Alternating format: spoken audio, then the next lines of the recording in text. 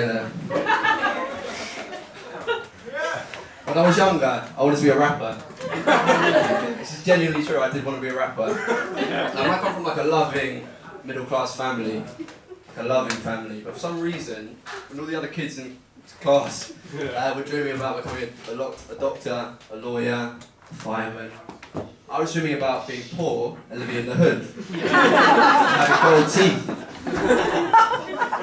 Yeah, true. And I listened to Tupac, Biggie, Bun Bizzle.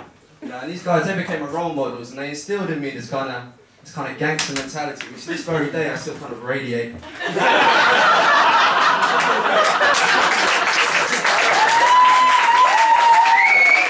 That was actually meant to be serious, I wasn't meant to be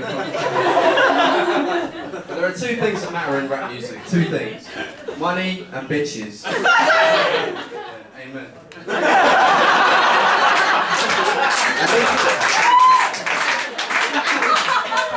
These are the two fundamental cornerstones of life.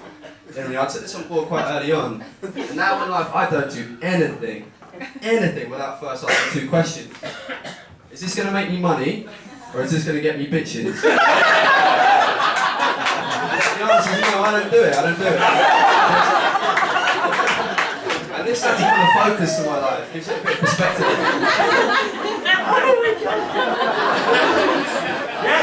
Yeah. So going to work every day, money. Yeah? Going out on the weekends. Bitches. Why do you think I'm doing this comedy course? Exactly. I'm not trying to improve my public speaking, I'm trying to get some bitches.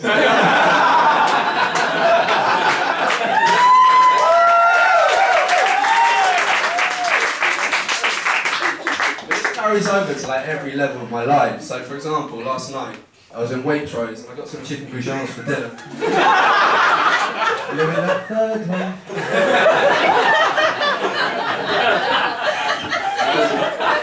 I'm trying to decide what to go with the bouillons and I see some rice. And then I see some couscous. And this is a tricky one, this is really tricky. Because the rice, that's cheaper, right? Money. But the couscous, that's low in carbs, so that'd be keeping me trim and I know the bitches be digging that.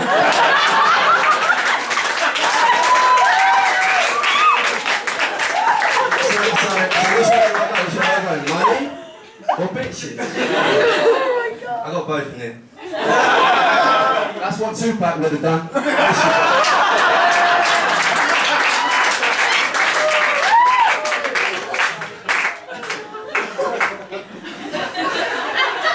I'm still on the hunt for an occupation that gets me money and bitches simultaneously. That's the dream, right? Yeah? Is that the dream? Yeah. My dad recommended a job in Batsy Dogs Home. I don't understand what the fuck he's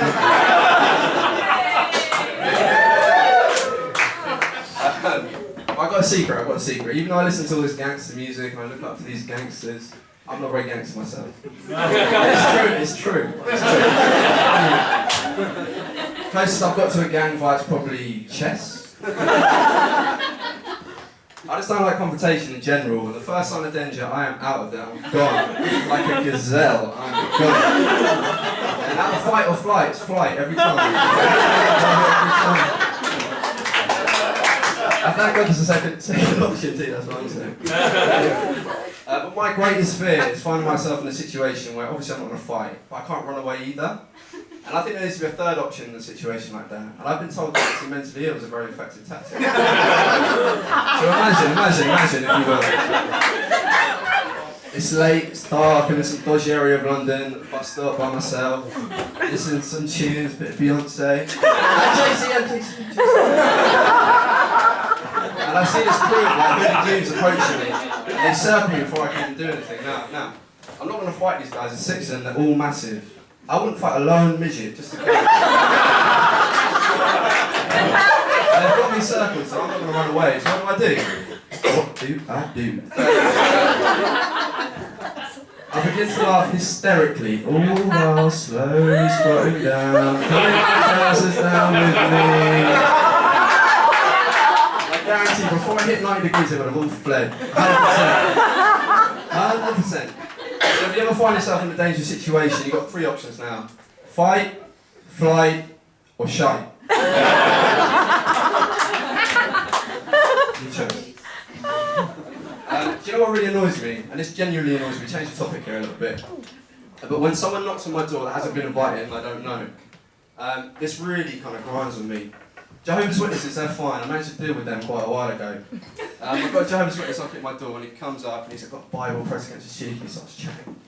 And I say, listen, stop there. It sounds very interesting and all, but before you continue, I've got to ask you two very simple questions. They don't come knocking on my door anymore.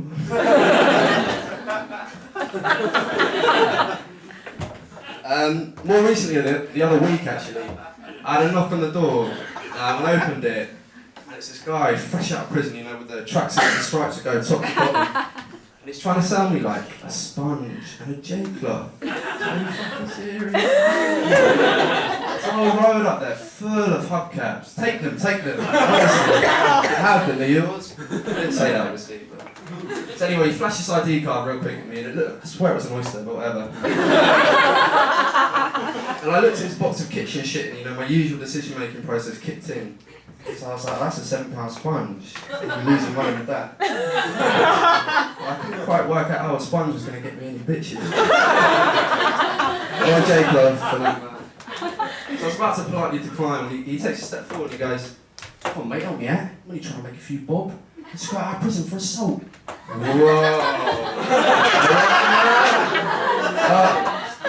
What? Biological reaction to danger has been fully initiated by this guy.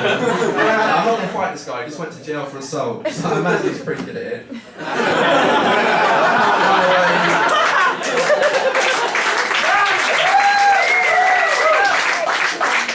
Well, I can't run away either, because I'm at home and you know where I live, so I can run anyway, so...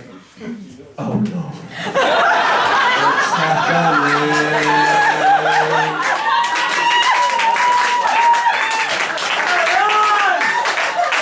I'll second those, better give me a few of those J-Cloths, mate.